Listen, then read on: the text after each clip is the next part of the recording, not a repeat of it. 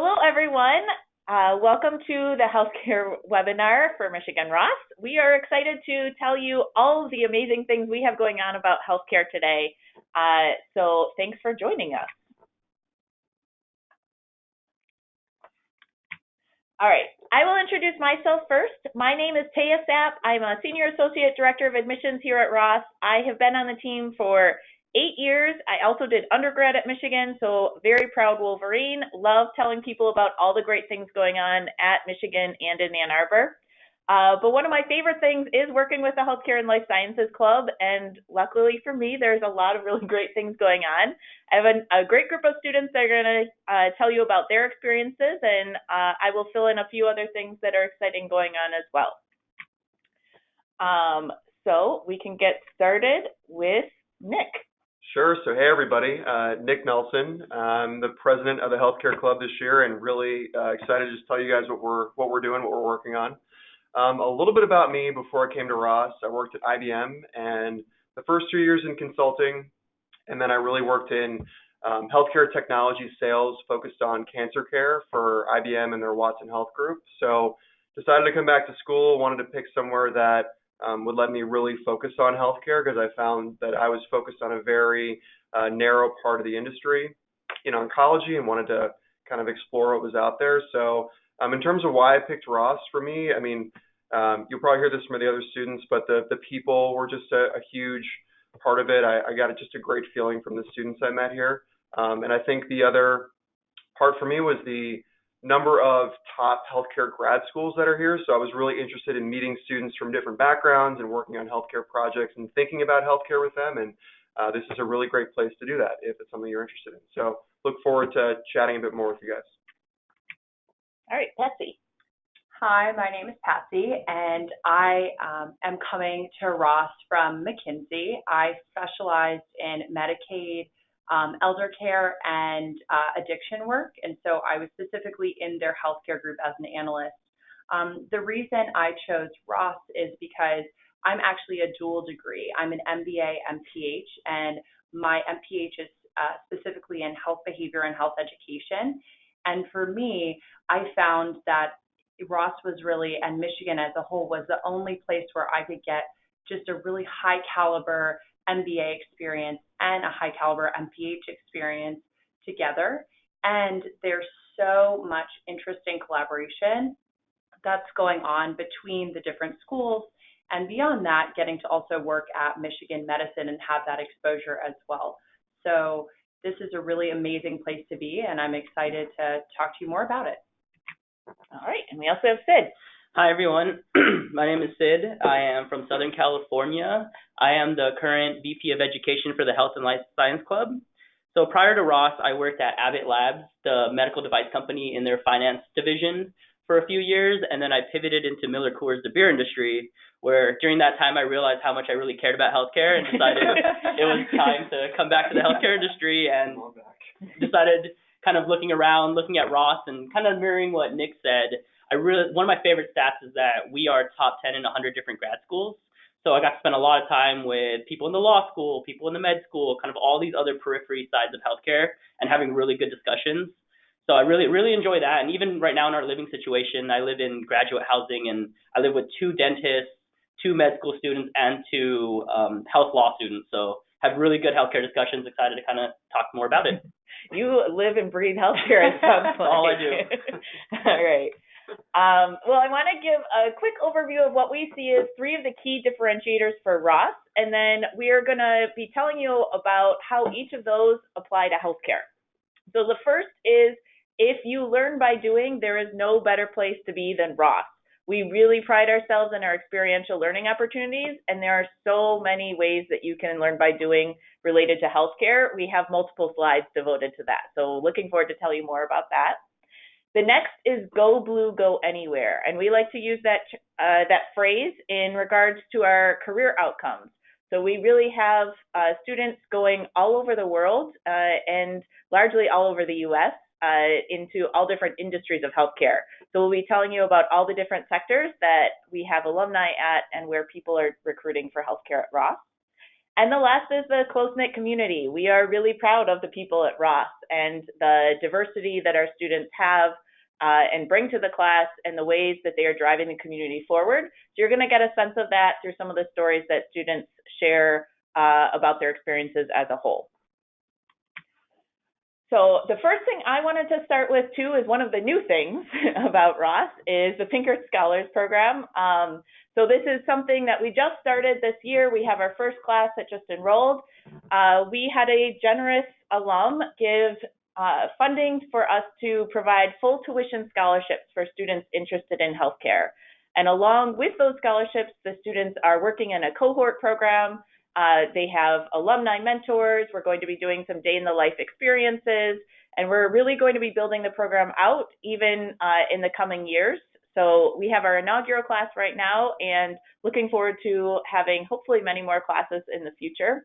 I've had a number of people ask about how they can be eligible for these, and it's the same as all of our other scholarships at Ross. You are automatically considered for any scholarship when you submit your application, and we award them based on the strength of your application as a whole.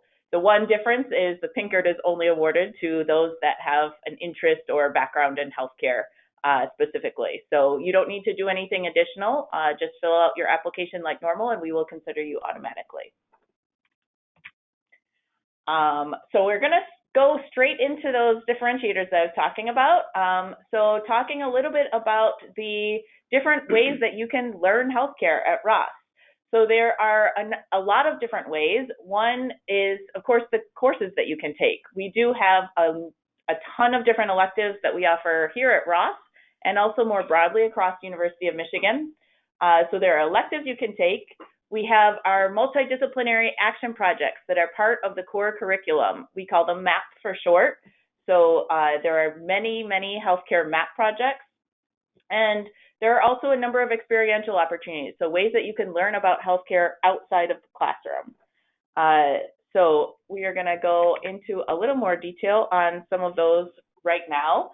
I also wanted to mention specifically with healthcare and the options you have, we do have a concentration in healthcare, so I know Nick is doing that, and Sid is also doing that, and then of course the dual degree, which Patsy is doing. So you can do all different levels of if you want to do a real deep dive and do a dual degree, or if you want to do a concentration, or you can just customize your electives according to what you want to do. We have a lot of different options for you.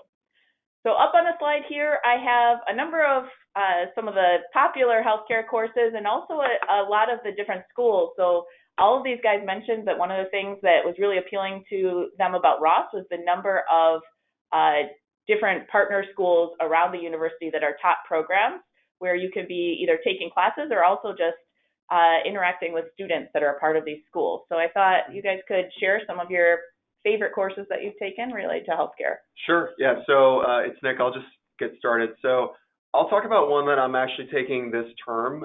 It's not up here, but I think it's a pretty cool concept. So it's called Healthcare Innovation and Startups, and it's run by Mike Johnson, who's a Ross MD MBA. He's an entrepreneur in residence here who runs one of the venture funds. And basically, it's one of these classes, the ones that I really enjoy, where you're sitting with people from the medical school, dentistry, public health, people from and also health informatics, people from very different backgrounds.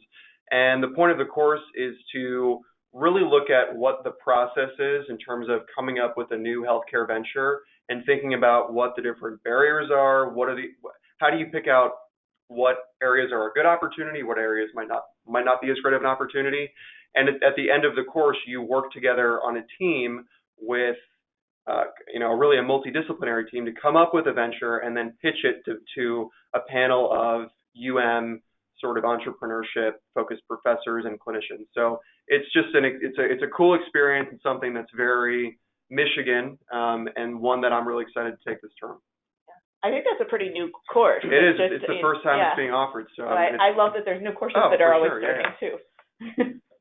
Yeah, the class that I was really excited about last year that I took was the Washington, D.C. residential. So essentially it was a group of business students as well as some public health students, and we all went to D.C. for a week and got to go to the FTC, got to go to the Congressional Budget Office, got to see basically how lobbying and politics play a role in healthcare, which was super, super awesome. Very engaged group of people, got to learn a ton. And actually, when we came back, the Congressional Budget Office released, like, here are the 15 things that we need to know before we can score Medicare for all. So we did, as part of the Health and Life Science Club, a journal club, and we got law students, we got MDs, and we all had dinner together to just talk about kind of what we learned and kind of our perspective on what Medicare for all is going to look like and things like that. And it's just really fun to be around people who are just passionate about healthcare as much as I am.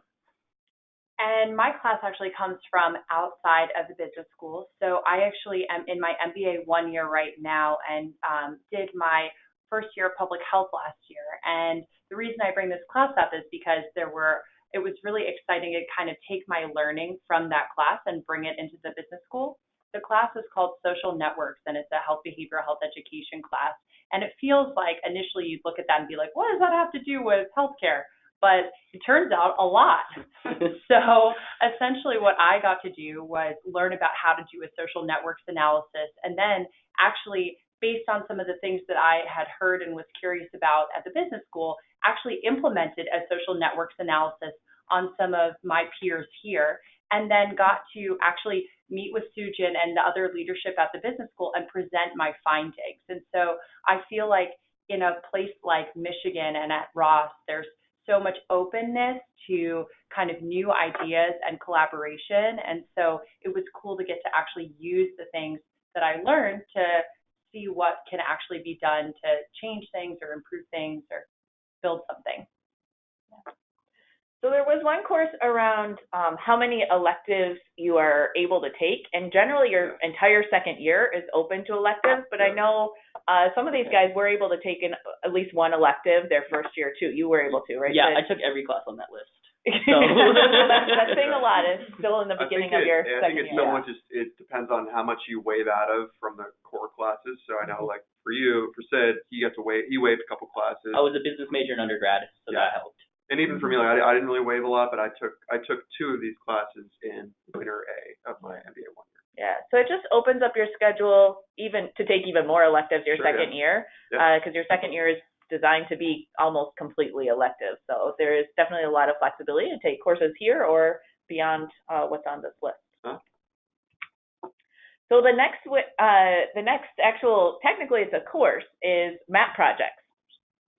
So MAP is something that all students do at the end of their first year. We have many other webinars that focus on the logistics of MAP and do a deep dive of the different types of MAP projects. So I want to take some time here to focus on what the MAP projects are. So just to give you a high-level overview, MAP is a course that is taken at the end of your first year in the fourth quarter of the term, and you're doing a consulting project full-time with a sponsor company. You have over 100 different companies to choose from, and I will say we have many that are focused on healthcare. We actually over-index. There's more healthcare-focused projects than we have students that are pursuing careers in healthcare because it's such a great area to be doing projects and doing these consulting projects. And a lot of them are all of them are incredibly interesting, I should say. But you have an opportunity to do a consulting project with a lot of different companies, and about half of them are international, half are in the U.S. Some of them are small startups or nonprofits. Some of them are major conglomerates. So there's a lot of different options. So Patsy hasn't done her MAP project yet. She gets to do that later this year or early next year. But I thought, Nick and Sid, maybe you could share your projects. Yeah, so I did the Aravind Eye Care System. So Aravind is actually, Dr. Aravind, who is kind of the chief medical officer of the company, is a Ross alumni. So he does a project with us every year. It is an eye care system in India, and their goal is to cure needless blindness in the world. And this is an amazing, amazing company that we work for. They do about 3,000 cataract surgeries a day. So an average surgeon in India will do maybe 10 times, even 15 times more than something in the U.S. And essentially, they opened up a new hospital in the south of India, and they asked us to put together a 5-year strategic plan on what kind of periphery systems they need, how do they look at their labor models, and those types of things. And at the end of the project, we went to India, spent a couple of weeks in there, and then presented to their leadership team of kind of a 5-year roadmap. And they're going to implement some of the stuff that we were working on. And it was super, super amazing. One of the greatest experiences I've had. I can't say enough about the company. Cool. Yeah, I'll tell you a little bit about mine. So I worked for West Virginia University Hospital, and they were opening up a new children's tower. So a couple interesting parts about this project. One, our project sponsor was a pediatric surgeon who went to Ross for his MBA, and had done a map, so he had a really good sense of how he wanted the experience to be for us. My team was pretty multidisciplinary, so I had two MD MBAs for my class on my team. And really what they're trying to get at with this project is all of the pediatric surgical cases are done in the main adult hospital today, and when they open the new tower, they have a limited amount of space to run the surgeries, and our project sponsor was trying to come up with a new way to design the surgical block schedules to make the best use of their space and really serve the people of West Virginia, who this is the main academic hub for the entire state, which is obviously very rural state. So we got to go down there, we got to tour the operating rooms and really interview a lot of the clinicians and spend a lot of time with Dr. Ross, who is our sponsor, to figure out the problem and come up with a new block schedule, which is something that they're using as the new tower comes online in a couple of years. So really great experience. I wanted something provider focused, and it was cool to work together with a clinician to come up with the recommendation. Really interesting. There were a couple of questions just around the logistics of how you kind of go through the selection process. Do one of you want to talk through, like, just quickly, like, what the list is that you get? And most people, I will say, most people get something in their top 5. So can one of you kind of take a look at, like, the different healthcare projects that were on there, or what? Yeah, I think we got a list of maybe around 80 to 100 different projects, and there were quite a few, maybe 20 or 30 different healthcare projects. I really wanted to do something international and something in some sort of emerging market, so I ranked Arvin as my number 1 choice, and I got onto my number 1 choice. Most of my peers in healthcare got into their top 5, maybe even top, like, 2. So it was a pretty easy process. We got a lot of information. I think, and to the kind of the other part of what Sid said, I wanted something domestic, and there were again a lot of domestic healthcare projects, and so you kind of look at the description, you write a couple lines about why you think your background is a good fit for that project, and then I think most people do get something in their top 5, but there are so many healthcare options. It's a great thing if that's what you're interested in, which obviously we are. Yeah, I should say you don't have to do a healthcare project too. No. There's a pretty big variety of different projects, and it's really up to you where you think you're going to get the most value. And one of the nice things is with the MAP process, there's not interviews that you do. It's not like a recruiting process. So it's based solely on what your rankings are, and the MAP office takes a look at that and assembles a diverse team of people. So it is largely based on your rankings and getting those together for the MAP projects.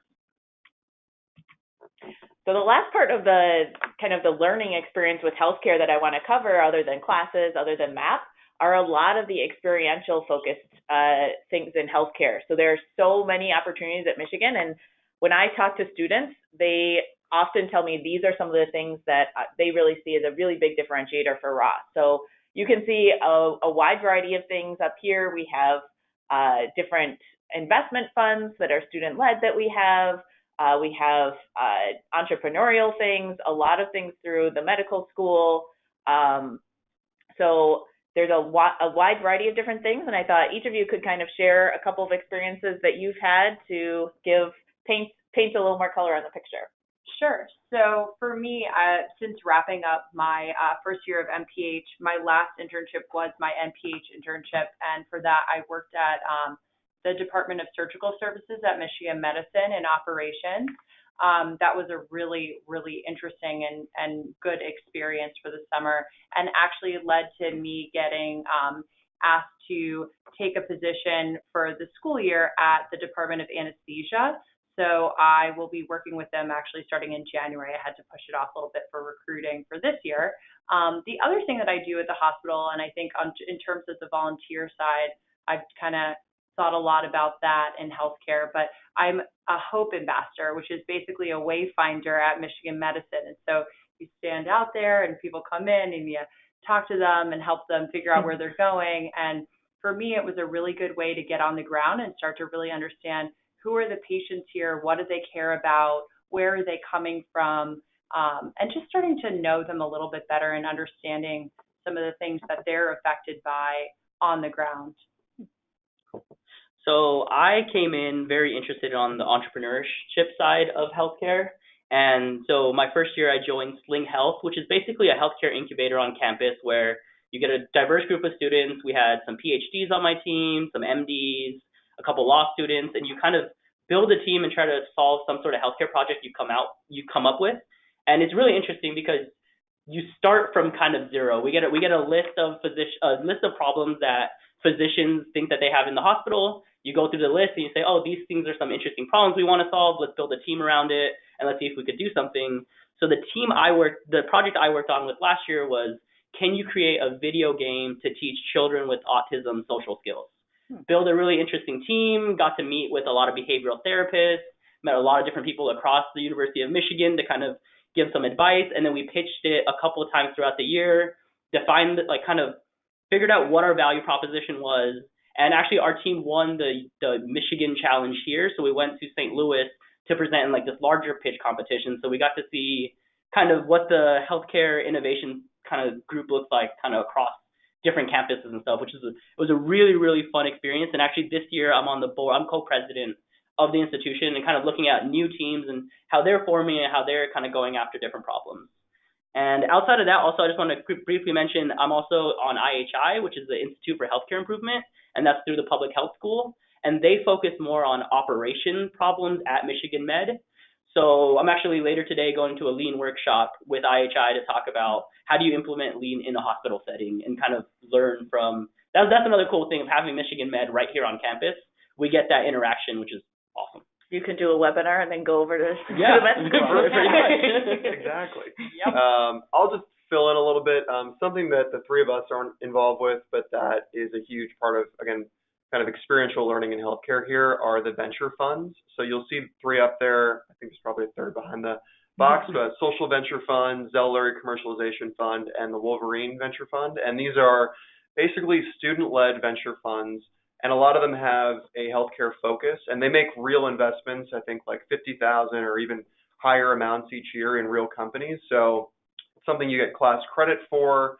You meet weekly with entrepreneurship professors who kind of are the directors for those funds and review and do due diligence on different potential investments. And so they have really invested in a bunch of local Ann Arbor startups that are doing some pretty cool things in the healthcare space. So it's another way, especially if you're more interested in kind of the biotech, medical device part of the spectrum, it's a great way to get involved.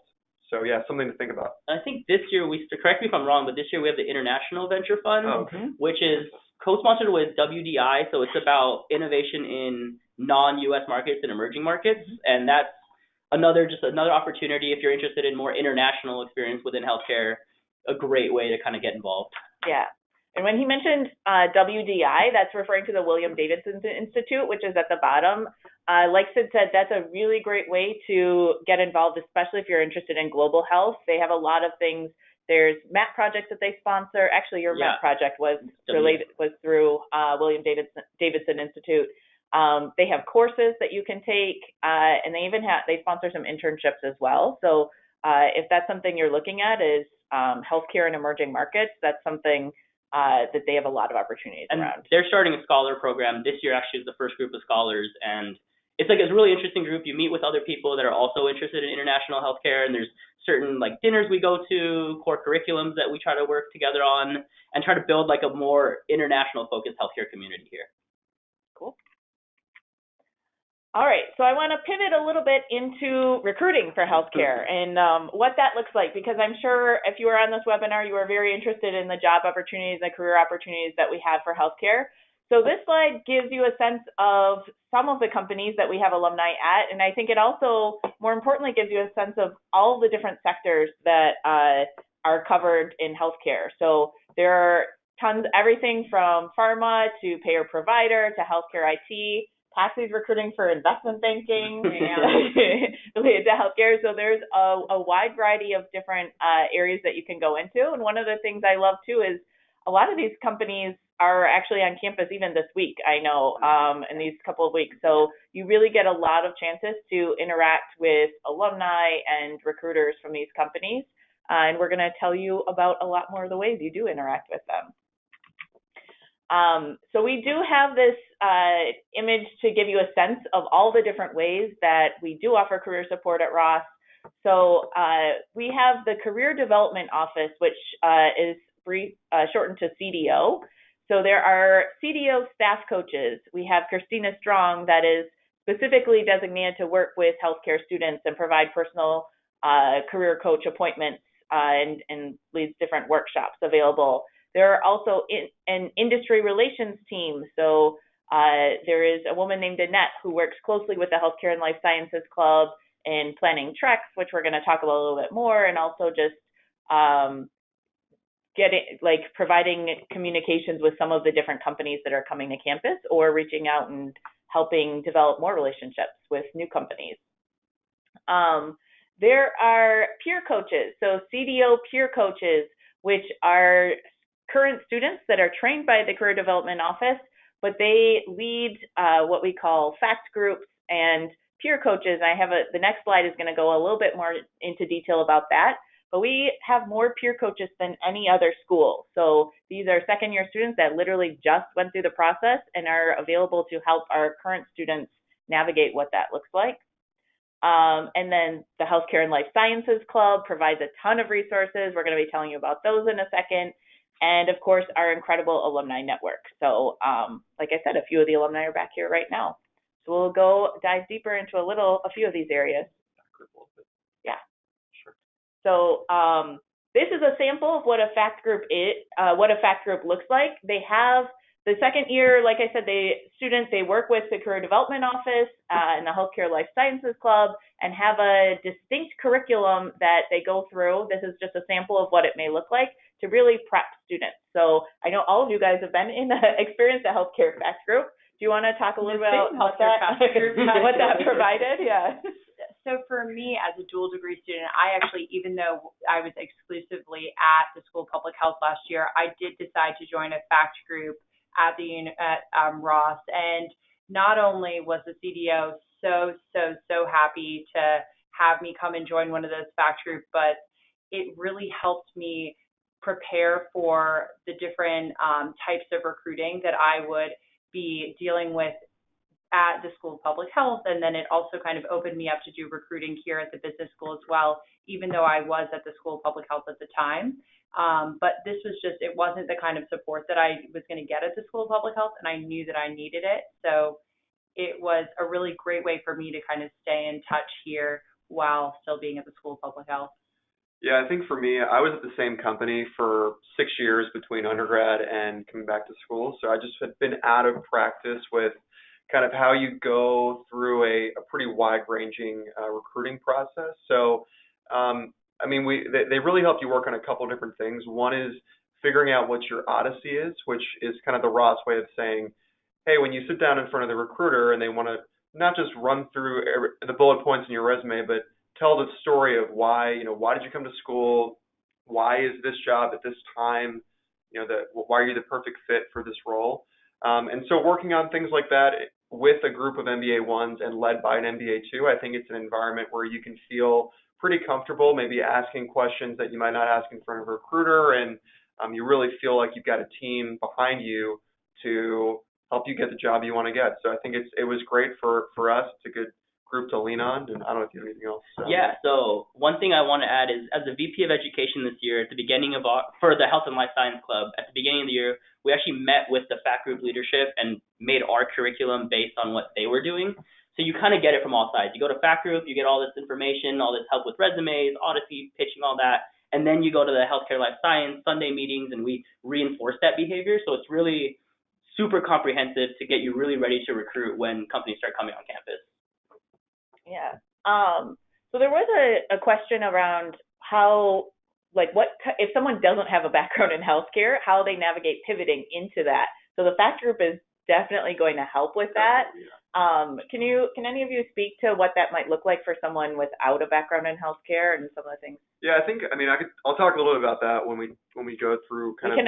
You want to pivot? We can go to the next slide. I'll just transition. quickly touch that and then give you a bit more about the healthcare club. So that's something that we really focus on is, before we meet kind of as a healthcare club group, we survey all the MBA ones to get a sense for what their backgrounds are, whether they, like me, I spent, 4 or 5 years in the industry, but we do have a lot of people that come out of it, and we use that information primarily for SIDS function, the education function, to really try to tailor the content each week so that it's, we'll start with kind of the basic concepts, and then we'll check in with people to see if they're tracking before we just dive into something that's really complicated. So we do try to adjust what we do, and yeah, I think the FACT group from like a Ross CDO perspective is those two things really work together for folks who aren't really coming from the same background. Mm-hmm. What I'm going to do just for a couple minutes is talk a bit about the Healthcare and Life Sciences Club. It's probably the thing that I'm the most involved in at Ross and something that I'm super passionate about. So definitely excited to just walk you guys through a couple things. So it's one of the biggest professional clubs at Ross, probably, there's consulting and marketing, but we're probably one of the top 3 or 4.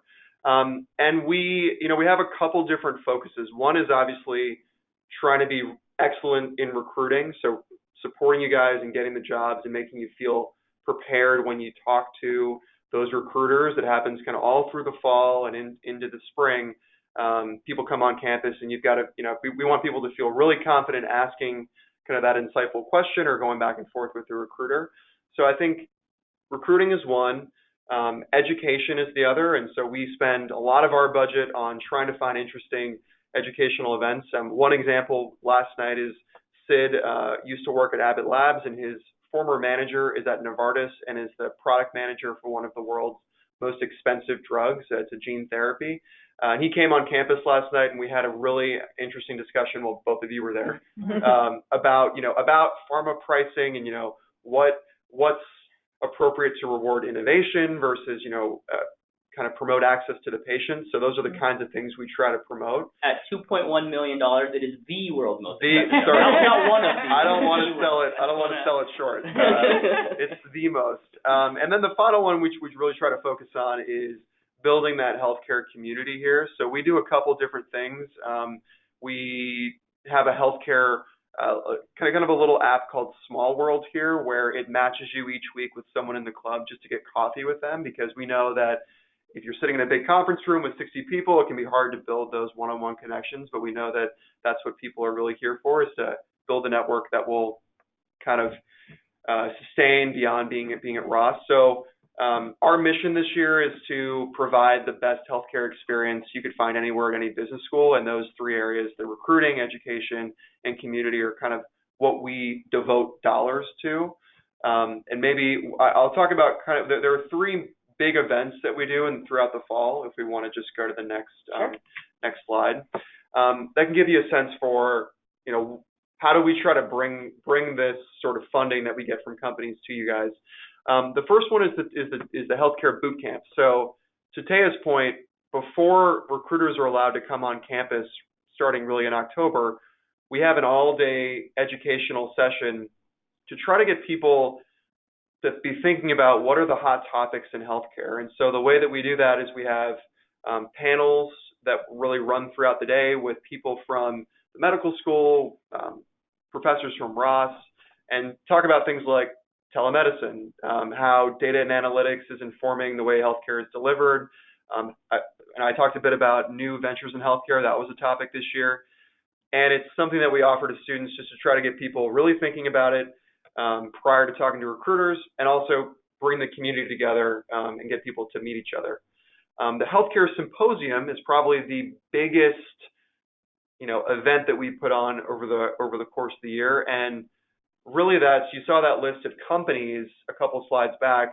We spend all summer getting them to sponsor us throughout the course of the year, and then coming on campus for a 2-day event where you all get the chance to look at, tell us what your preferences are for which companies you want to talk to, and get some dedicated time to network with those folks. We have a lot of educational content around that. So we had 4 panels. You can see them up here, again, staffed by professors and different folks from across the Ross and Michigan community. And I mean, I had to give just a brief detour. I had to give, what I wouldn't call a speech, but what I would call remarks, which is like 5 to 10 minutes just to kick this thing off. And I think the main message I try to give people is that, I mean, Taya covered a lot of these things, but I really feel like there's no better time to be a Ross Healthcare student than right now. And I think the club, that's really our mission, is to support that. And so, people had a great experience at Symposium this year. We had like 15 companies come, and we're trying to get more, obviously, for next year. The last part is over fall break, which we just got back from. It's called Professional Development Week. So a lot of students go on professional treks to try to just explore, what's out there in the industry I'm focused on.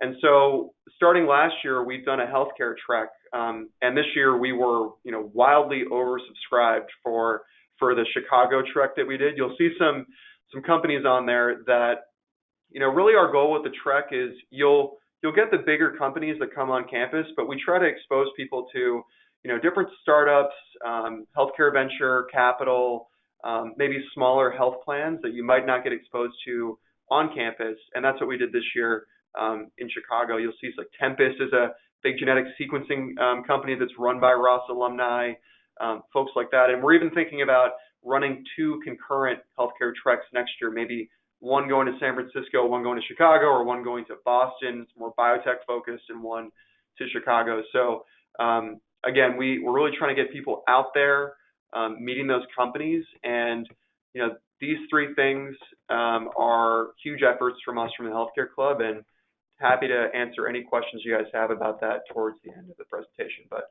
yeah, thanks. So one thing I also wanted to add was, so I'm in a FDA law class at the law school, and I'm writing a paper on the biosimilar strategy kind of in the U.S. And at the symposium, I met with somebody at J&J who actually ran the biosimilar strategy in the U.S. So it's just one of those things that I just had a conversation with him to get firsthand knowledge of how this big company is thinking about this very niche issue, and just learn just by like talking to alumni and stuff, and not just from a book. And it was amazing. Like, it was my paper's gonna be better for it. So I do want to just say a plug. We're coming to the end of the content we have prepared here. So if you do have questions, please feel free to type them in, and we can try to get to as many as we can. But the last thing I really wanted to cover here was the Michigan Network. This is a really incredible part of your experience at Ross, and can be very helpful in the recruiting process, or just your personal network, running into people in a lot of different situations. So when you are at Ross, you are part of the University of Michigan Network, which actually is now, I think I just saw, over 600,000 people, so I need to update this. But it's one of the largest alumni networks in the world. Ross has almost 50,000 alumni alone, but I can tell you many examples of people who reached out to Michigan alums, not necessarily Ross alums, and they helped them every step of the way that they could. There are a lot of alumni career resources, and that's related to the lifelong learning. So there is a career coach in our alumni development office that is specifically there to help alumni with different questions that they have, if they're thinking about moving into different positions or changing different roles, even going between different sectors in healthcare. There is someone there to help with that. And the other really great thing about Ross is we have something called the Alumni Advantage Program, which means you have access to lifelong executive education courses that are completely free for students. So we're the first business school of its kind. Now there's one other school that's doing it. But when you graduate from Ross, we are really invested in you for your entire lifetime. So you can come back and do leadership development courses or digital marketing courses, anything in our suite of executive education courses that typically have a cost of about $10,000 per week for completely free. So that is a great benefit to the network. That also means there's alumni that are coming back pretty frequently to do those courses or to do recruiting events. So one thing I didn't realize is just how passionate the alumni network is. And I think Nick can speak to this. Over the summer, we were at DaVita, and one of the senior leadership who actually report to the CEO is a Ross alum. And he sat down with us multiple times to go through our project, to make sure we were on track, to make sure, kind of we knew what he was like to get his input on anything we're working on, and that's something that I did not expect at that level. Yeah, I think the other thing is, I mean, even outside of career things, I'm sure, both of you would agree with this. If you're just walking anywhere in the world anywhere with Literally Michigan anywhere in the world. logo on, somebody will walk by you and say, "Go Blue," without fail. I mean, I think I went on my M-Truck last year to Peru, and I was on like Machu Picchu, and somebody like stopped me and said like, "Go Blue." Mhm. It's like, okay, well, it's real. It's really real. Which I think is just a function of like the whole culture here around football. It's just a very unique place to go to business school in that way, and so it's cool. And you definitely, like Sid said, I mean, so many Ross alumni at these companies that really want to see you do well and succeed, and we definitely felt that at DaVita this summer. Yeah, and something I'll add to that is as I'm kind of recruiting for this incredibly niche area, I mean, basically I'm looking at behavioral health within healthcare, within investment banking, and amazingly, there are people in the Michigan network who, if they are not doing it themselves, they will find the person that is doing it for you to talk to. So it's I think that's one of the big benefits of this network too, is that not only are people really willing to talk to you, but there's so many people doing incredible, interesting things that you'd be hard pressed to find an area where you couldn't find someone to talk to. Mm-hmm. Yeah. All right. With that said, we are going to open things up for general questions. So I think the first question is going to be around how you find balance. So there's clubs, there's treks, there's recruiting classes. Do you have any tips? I think one thing is it's different at different points in the year, for sure. Like your focus shifts as you're in different, at different points in the year. So you guys all mentioned a lot of things that you're involved in. Any tips for providing balance? Yeah, I think first thing I always tell everyone is kind of know your strengths coming in. So you're gonna there's a ton of different things you can do, and you're prepping up for recruiting. You have to do resume reviews, interviews, this, that. And kind of everyone that's applying here is very high quality people. Like, if you're good at interviewing or you're not as good at resume or what you're good at, what you're bad at. So focus on the things that you need to work on, and then don't get too stressed out with kind of everything else that's going on. Everybody's running in a million different directions, doing their own thing. So just kind of run in your own lane and do your own thing. Like, my experience is completely different than Nick's, completely different than Patsy's for sure. Yeah, I think like Taya said, depending on where you are in kind of your MBA life, the amount of time you have can be different. So, I mean, the approach that I took when I came in was, for me, I knew I tended to overcommit a little bit. So I limited myself to 2 things that I'd really focus on, and then spend the rest of my energy on recruiting. And then kind of in the spring, really a lot of your energy is you're flying, you're trying to get your internship, and then you're at MAP. And now that I come back this year and I'm going back to DaVita, that part of my energy is a little bit less. I'm taking on some new stuff, like I'm an admissions interviewer and I'm doing a leadership program. And so I'm letting myself kind of get more involved than I held myself back a little bit last year. So it's kind of individual, but that's the approach at least that I took. Yeah, I think for me, I mean, I'm actually in the thick of it right now because I'm taking all of the classes at the beginning of the MBA 1 year. But I think for me, like one of the most wonderful parts about Ross is actually that there are people here that your peers, your just people you live with are so willing to talk to you and kind of embrace your experience and support you through this process. And I have found that there have been so many times, especially in the last couple of weeks, where actually things really have been pretty difficult to balance, where I've been stopped and talked to a lot of my peers in my section and just have gotten into these really wonderful conversations where I just feel so supported. So yeah, that's definitely one of them.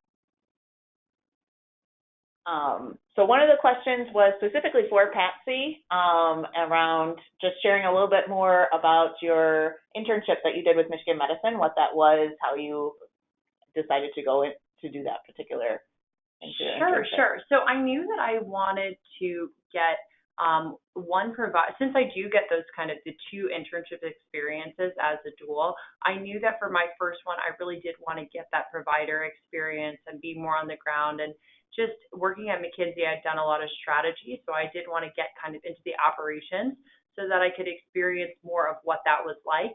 And so the Michigan Medicine internship is actually kind of contained to the people who are going to school at the University of Michigan.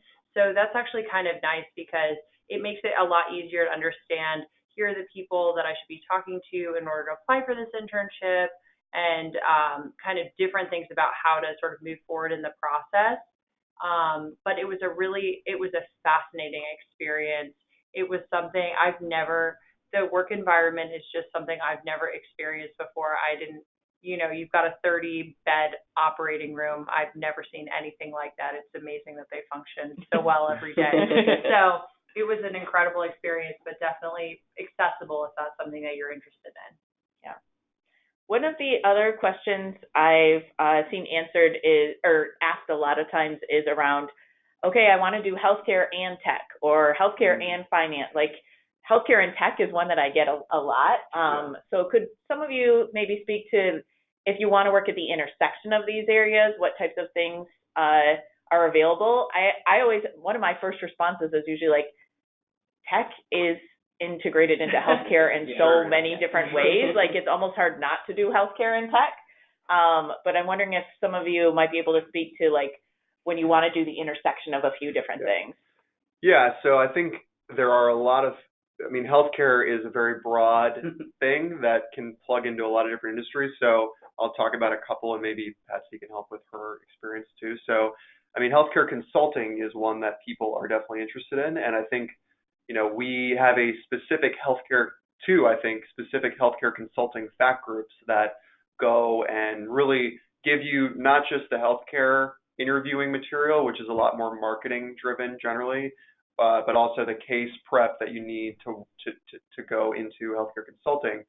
From the healthcare club perspective, we also go out and bring healthcare consulting firms on campus. So a couple that come, ZS is very medical device pharma focused, and then Chartis is one that's very provider focused. So we have relationships with those kinds of companies.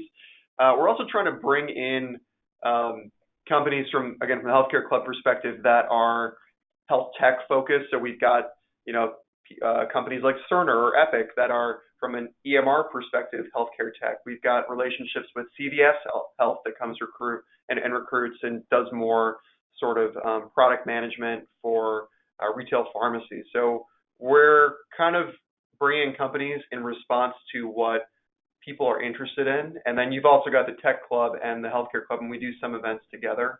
So we try to bridge the gap a little bit that way too. Cool. I'm going to talk through one question that I saw really quick around, like, somebody was asking about if there's physicians in the program. We definitely have a number of MBAs in the program. So I think there's 9 in the second year class, like maybe 5 or 6 in the first year class.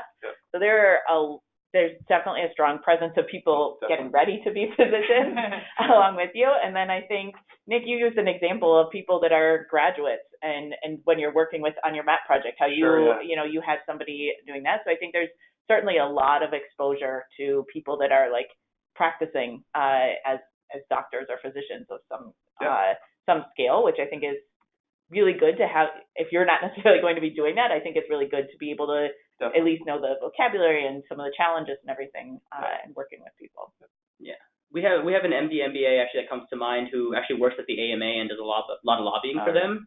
So whenever we have policy discussions, she's the first person I go to be like, what's the AMA thinking about this? What do you think about this? And it adds that perspective of someone who's actually there on the ground, which makes it better for everyone. Yeah.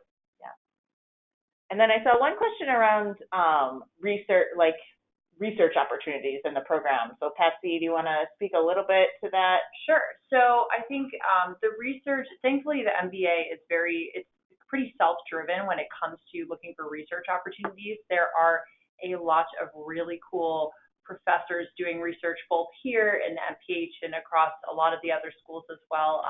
Sarah Miller comes to mind as one of the professors here that is doing just incredible research. And I actually did a lot of payer work when I was at McKinsey. And so seeing her stuff has just been incredible. And she's a really cool person to to get in contact with. In terms of the research opportunities in the MPH, it's unending. I feel like I'm getting emails almost every day about different opportunities for research, for jobs for research, to participate in research. It's incredible. So there's a lot going on here, and there's always room to help if you're interested. On that, I was also going to say there's like, on that kind of going on another level to that, there's always, because there's so many faculty and researchers and all these things, there's always interesting conferences that are happening here in Ann Arbor. Like things through the hospital, through the School of Public Health, things through Ross. Like I think there's one coming up on aging in the next few weeks, and like there's just always interesting things that are happening where people are either presenting their research or thinking about new breakthroughs. And so I think there's a lot of different things, different levels you can get involved in research, whether you're doing it yourself, working with a faculty member, or just hearing about it. I think U of M is actually ranked the #1 public institution for research. So every other day somebody's presenting a paper. I know you mentioned Sarah Miller. At least twice a week I like to go to, if it's not at Ross, it's some sort of different grad school and some sort of new paper that's coming out, and got to hear like breaking, like this is the first time this has ever been said out loud of this paper that's coming out in a few weeks, and got to see some amazing stuff. Cool. Well, I think that answers just about all the questions we have here. So we will wrap this webinar up. Thank you everyone for listening. We will be sending out a recording and a couple of links to things we mentioned just for you to look a little bit further into some of the details here. But thanks for listening and have a great afternoon. Go Blue. Go Blue. Go Blue.